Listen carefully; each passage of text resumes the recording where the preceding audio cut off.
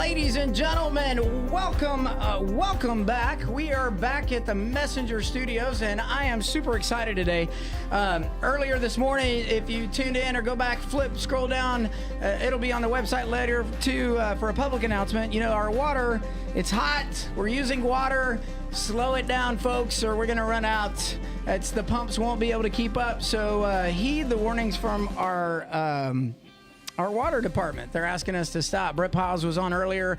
I'll have that video up shortly on the website. But today is really exciting because today I've got a special guest in the studio. Welcome Colonel Ricci of the Garrison Commander for Fort Knox. You know, we've got a luncheon today with the chamber, and I thought it'd be a great idea for you to come out here today because I don't know how much you'll get to talk there as you mingle, but for our citizens here in the region, I think it's important for them to know what is going on with our neighbors, because you know, it's still part of the Lincoln Trail District. MWR does a lot of great stuff, but it's not just MWR that's doing great stuff. We've got a lot of civilians and soldiers that live in Meade County that are going to work there at Fort Knox, and some of them are going to Fort Knox and beyond. So excited to have you here today. Super excited. Thanks for having me. Yeah, so tell us a little bit about where you're from, where you came from, and how you landed this gig, because this is a super gig. So yeah, if we go in the Wayback Machine, I am an Army brat. Okay. So I was born at Fort Hood, Texas, now called Fort Cavazos. I came out of the womb a 2nd Armored Division Hell on Wheels baby. My mom's still got the onesie at home. I got you. That I came home from the hospital in. But yeah, moved around all over the country. You know, my dad's a retired Command Sergeant Major. Okay. At the end of high school, he's like, hey, you got good grades. I don't have any money. You need to go to school. So, hey, fill out this ROTC scholarship. So, I went, put in for West Point, put in for ROTC, made my dad mad, picked ROTC instead of West Point, and went to school down at Embry-Riddle in Daytona Beach, Florida, because I wanted to surf every morning. Yeah, okay, don't blame me there. I love Daytona. I've actually been there a couple times and love that place. Yeah, and then not just for the NASCAR, but it's a beautiful area. Nah, it absolutely, and it's changed a lot over the years. Yeah. But yeah. I'm an infantry officer, and you know, when time came to get brigade command, the Army said, "Hey, you're going to go to Fort Knox, Kentucky," and you know, been here about a year now. Absolutely loving the area. Central Kentucky's beautiful. Yeah. You know, gotten to do a lot of firsts within this year. You know, Garrison Command's unlike any other job I've ever had. Well, let me break that down a little bit. So, just for everybody that's seeing Colonel Ricci for the first time, he would be the equivalent of a city mayor or the judge executive. I would say the judge executive because the responsibilities are far greater than just a city, because there's infrastructure. It's at a different level because of your neighbors. It's very political beyond just the city because of the state and federal requirements and relationships. Nobody loves it when you lose your military installation. So those relationships have to extend well beyond the borders of just the Fort Knox. It has to extend to the Capitol and to the White House. Or the Pentagon, I'm sorry. So you've been here now in the seat for how long? So coming up on a year this July. So almost there. And how is the job? So it's by far the most complex job I've ever had. So usually, you know, within the confines of an infantry battalion, I know every job top to bottom. Sure. You know, coming here, I've got a primarily civilian workforce, first time for me. Yeah. And, you know, I'm surrounded by experts every day. Yeah. Jim Bradford, dude, that dude is. Yeah. Mr. Bradford's he's one of a kind, and couldn't do the job without him. But all the directors that work within the garrison, whether that's my morale, welfare, and recreation folks, my folks that run training on the installation, my Department of Public Works. You know, I've got a fantastic team that helps steer me to victory. So it's interesting because we used to hear cannon fire a lot back in the back in time machine that you talk about, but we're going to start seeing that and hearing it a lot more. Could you talk about that a little bit? Yeah, absolutely. We just passed the government acceptance test for the newly renovated Llano Range. So for those not familiar, Llano Range has been around since 1943, named after a Medal of Honor recipient, Rodney J.T. Llano. The Army decided, when you look at the terrain, it is a fantastic tank range, and it took about $56 million worth of investment, but we were able to update that range to a digital air-ground integration range. Sure. Dagger ranges are extremely rare across the military. A whole bunch of sensor suites outfitted within that range complex now to help air and ground maneuver and receive feedback better. So better preparation for our soldiers for going to combat. Especially in air-ground operations. Absolutely. Yeah, so, absolutely. So I hear that we're like the best one this side of the Mississippi. So we are the only one this side of the Mississippi. Well, that's what I meant. Yeah. It's just like I'm the best newspaper in all of Meade County. You are the best newspaper in Meade County. I appreciate that. Yeah. No, so with that comes a lot of foot traffic, aerial assets, etc. How does that play into, and I've talked to Brett Guthrie. Brett's been on the show. I know he's polling for a new hangar to support operations there at the airfield. But how does that impact our airfield and our capability to receive more people in for these types of training exercises and stuff? So really for us, we're looking at about 210 days of range utilization per year once this thing gets full bore. Okay. Our first, here, there we go. All right, our first units, they're using it now. We expect increased utilization this fall, but the 101st Airborne Division out of Fort Campbell, Kentucky, they've got a requirement to certify their combat aviation brigades on a Dagger range. Okay. So they're about 115 miles away as the crow flies. Yeah. So reality is... That's like 15 minutes. Reality is those folks are going to take off. Mm-hmm.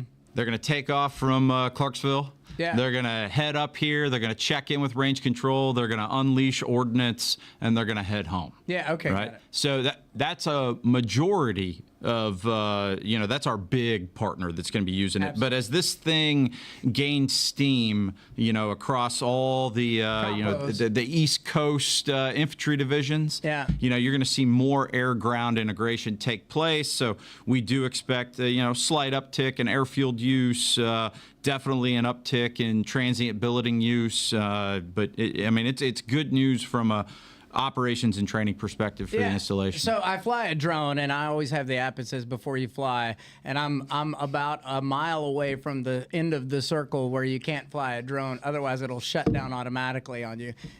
So I always worry that as soon as this happens, that circle's going to probably grow, and then I'm screwed. I'll have to go somewhere else to fly the drone besides my backyard. But I know that a lot of those impacts could come, and as a participant of our freedom, but I'd gladly go somewhere else to fly it. But these training zones, does that open it up for joint operations? Should we see Marines and other entities use this facility as well? Yeah, and it's very, very common for us already on the installation. I mean, earlier this spring, we had some Marine aviation that was there. There were some Super Cobras flying out in the training area. But no, I think absolutely, special operations will probably lead the way from a joint integration aspect. I'm really waiting for our folks out there in the audience right now. There's these people inside of infantry divisions called the G3. They run all the operations, right? So I'm waiting for those folks to basically calendarize, hey, we got this opportunity at Fort Knox. We can send an infantry battalion with some aviation assets, and we can do some complex live fires. So that's awesome. Yeah. So, this year I'm actually doing, so we have 3 magazines that we produce. One's the Fair Catalog. It's in the final print stages. The Fair draws like 40,000 people, draws a lot of our neighboring community with Fort Knox and Hardin County and, as far away as the other side of the state and all across the United States to come here. because we have the tractor pull, we have a rodeo, all kinds of things going on. But two other magazines that we produce that I'm excited to do this year is just kind of a tourism magazine for our region, and that's to help support our inbounds and folks that are coming here on the ground. Well, what is there to do in Kentucky, right? I'm sure you probably had that in your mindset. And then the second one we do is just a county magazine. So for people that are interested in moving into the area and that might consider Meade County as a landing spot, it just incorporates a lot of those things. But just like Meade County has things and our tourism has things, you guys have things going on at Fort Knox as well that's open to the public, provided you a vacancy exists and you qualify. That's an old recruiting slang, meaning that you could get through the gate and you are legally capable of entering the facilities to partake. What are some of the things that are coming up for Fort Knox that our community can take part in? So the big thing tomorrow, so for those folks that have trained on Fort Knox in yesteryear, there's a couple big hills out there called Agony and Misery. Yep. So I got together with General Davis. He commands our recruiting command. He's the senior commander of Fort Knox, and my moment-to-moment boss on the installation. Yeah. And he's like, hey, let's celebrate this history. And so what we did, we threw some signs out there to kind of mark this is agony, this is misery, and kind of a throwback with some pictures to the history.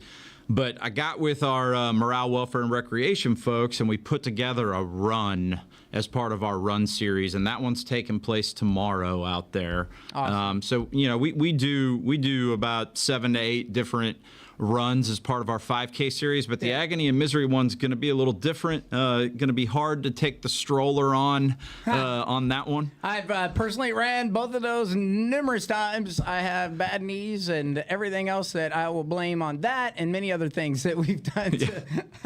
But it was a 3-part race series this year. The MWR folks came up with this tank medal. Yeah. So first race was the Run to Remember back in May. That's where you got the front of the tank with the gun tube. This race at Agony and Misery is going to get you the center of the tank.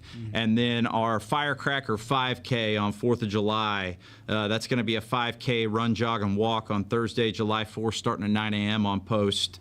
That's going to be the end of the tank. Nice. And you can put them all together, and it's pretty cool looking. I'll have to get with Nicholas, get a copy of that, and put it out so people can see it. I'm sure that's going to be coveted. There'll probably only be a few that are. How many do you think will have the full completed tank by the time it's done? So right now we're looking at least 180. Wow! That have signed up for all 3. Okay, that's awesome. But that number continues to grow. That's good. They checked in with me yesterday. We only had 2 slots open for this run tomorrow. Oh, wow. Yeah, So, 2 hey, for medal slots. last chance. Yeah. Giddy up. Yeah, that's awesome. So MWR does so much on posts as far as activity generating. Can you tell us a little bit about what we can expect to see for 4th of July and some of the other activities going on through the summer? Yeah, 4th of July, by far our biggest event of the year. It's really great being able to bring that to the community. Really appreciate the partnership with the surrounding counties for, setting dates so we don't step on each other. Even Brandenburg, I think in Doe Valley, and then Hardin County and Radcliffe, all of them, it seems like you can almost celebrate all week long. All week long. But I've been out there numerous times. I think that the MWR does a great job for our Independence Day. So what can we expect to see there at the Independence Day festivities? So following the 5K, we're going to celebrate the nation's 248 years of independence with a Freedom Fest, a salute to the nation ceremony, and a fireworks spectacular at Brooks Parade Field right there in the center of Fort Knox. The celebration is going to begin at 6 p.m. and it's going to feature bouncy houses, family activities, food and drinks, and live music from cover band Grafenberg. The Salute to the Nation ceremony starts at 9 p.m. It's going to include the traditional firing of 51 cannon rounds, one for each state and one for the 6 U.S. territories. Wow. The day's activity is going to culminate with a fireworks spectacular at about 10:15. Got to wait till it gets dark. Yeah. But we put on a really good show. I was excited. This was actually the first event I saw Fort Knox do last year before taking over the job, and I was like, wow, I got a heck of a team. Yeah. All events are open to the public. Visitors coming from off post should enter through the Chaffee main gate and follow direction signs to Brooks Parade Field. Those who do not already possess an installation pass should go to the visitor center located adjacent to the Chaffee Gate and present a valid driver's license or ID to obtain up to a 1-year pass. Patrons can also apply for a 5-day fast pass by visiting the Fort Knox website and clicking the gate information button. It's going to be an awesome event. I'm excited to see everybody out there. Yeah, I've never seen an event there like that is not packed. I know the military community comes out, but it's really surprising at how many come out from the surrounding community, bring their kids, their family, and just stack it up and line it up.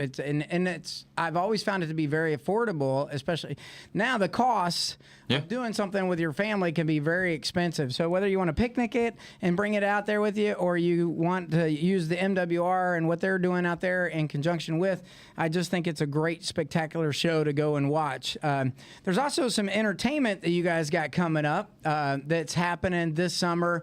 I think you guys got a couple of shows or something to that effect. Could you tell us a little bit about that today? Yeah, so it's the summer concert series. So Fort Knox, we kicked off our summer concert series with Shannon Lawson on June 8th. Okay. But for those who missed it, we still got plenty of shows coming up.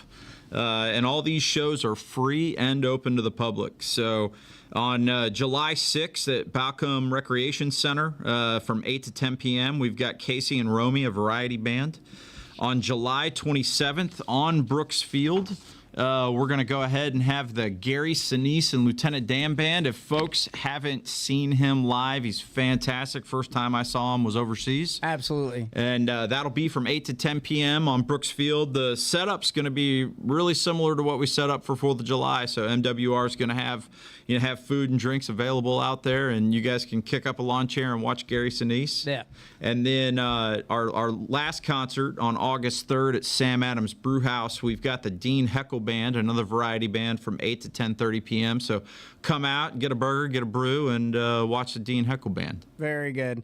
And then, as always, I think in September, y'all finish off the year with like an Oktoberfest. I know that's probably too far out, but my favorite event, right? I love holding the mug hold challenge. Oh no, yeah. If it involves bratwurst and German beer, I'm there, right? Yeah. So going back from the fact that we've got the ranges, you've got that going on. I know when we did the civic event with all of our surrounding communities and the partnership and the community partnership, you guys had really talked a lot about our partners that are there at Fort Knox that are deployed.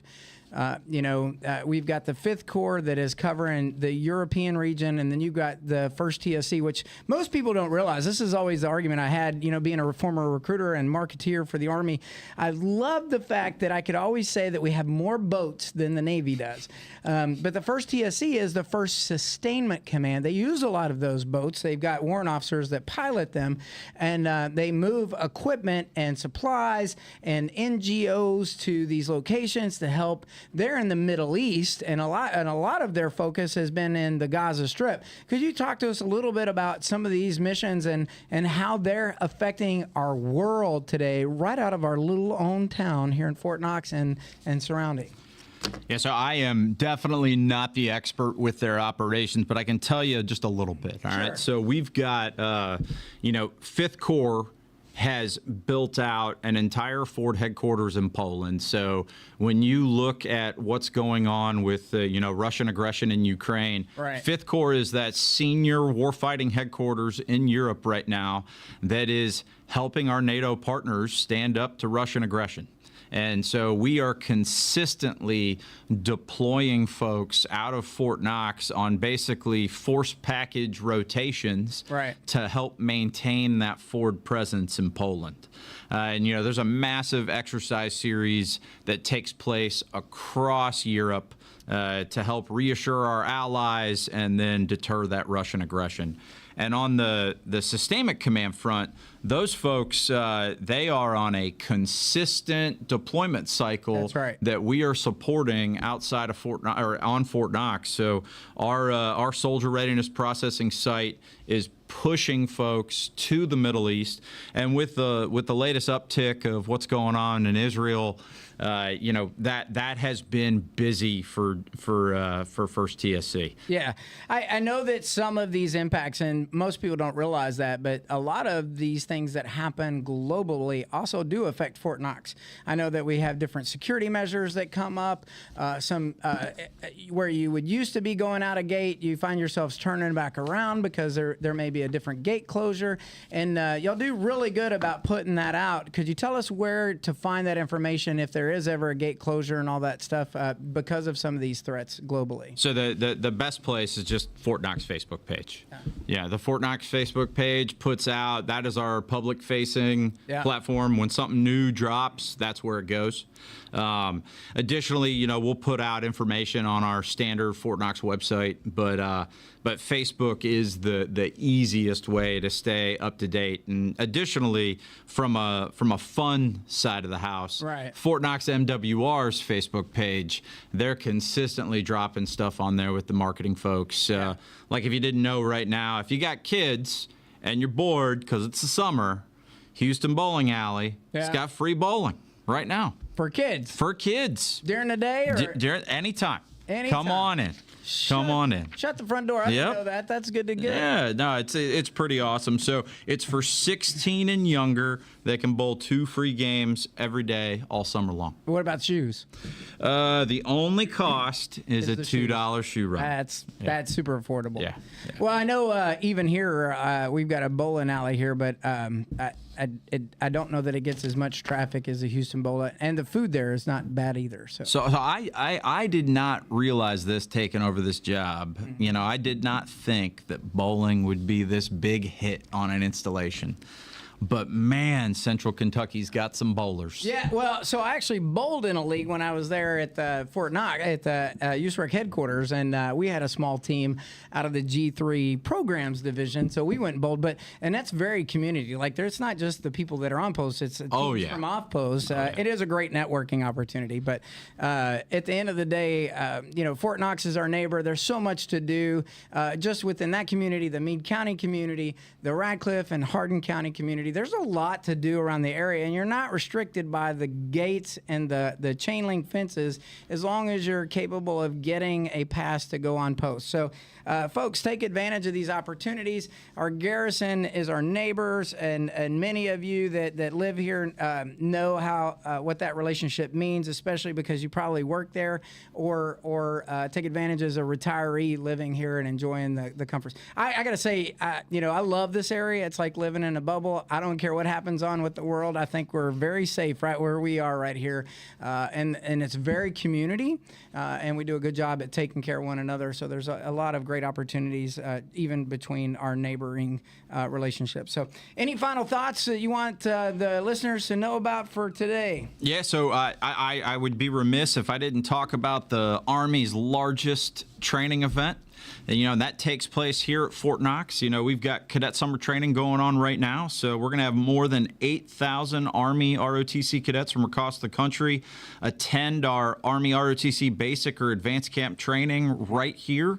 We've got an additional 2,000 cadets attending cadet professional development training.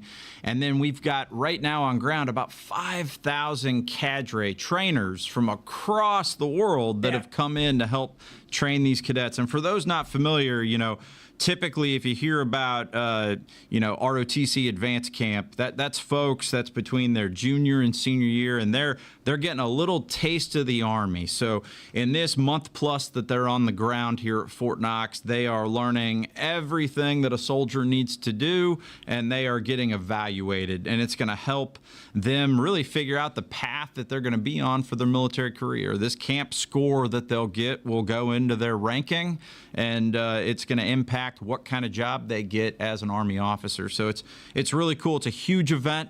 When you talk about logistics, we could write a book on what it takes to pull this off. But I'm super excited it takes place here. So, funny story to share with you. When I was the Marketing Engagement Brigade Command Sergeant Major, the Army Marksmanship Unit trains the FORSCOM players that come here to train them all on the live fire ranges. Since they've been doing that, they have a much higher success rate at the ranges. Just a small story. I've many many of the cogs that are in the whole engine that make that thing run. Sir, I just want to say thanks for being on here today. Colonel Ricci, as always, I love seeing you out in the community. I see your face everywhere. You're doing a great job as a mayor, judge executive, elected official. You might as well wear it because I'm just a dude. Yeah, you just are. a dude. I get it. Just put in another patch. You should get a patch that says mayor. What do you need to know? But I'm glad you came out here on the show today, folks. I can't tell you enough how important it is to know our neighbors, and as long as I'm here, I'm going to try to keeping you informed. I think it's important as a community paper that we continue to educate and inform and lift our neighbors up. So, sir, I can't thank you enough for being here today. Nah, thank you very much. Yep, absolutely. So, for everybody else out there, I just want to remind you, Brett Piles was on earlier today. Conserve your water. If your pool's empty, then, I guess you're going to just take an ankle bath in the pool. You might not be able to dive in if it evaporates fast enough, but just hold off on filling it up. We might get a rainstorm. In the meantime, by conserving water, you allow others to have water while we navigate this infrastructure that they are working so diligently to accomplish. And I know it takes a while, especially with working with our neighbors, because they are actually part of the solution to get us to that. So hang in there, folks. We will see you again soon, and have a great day coming from the Messenger Studios.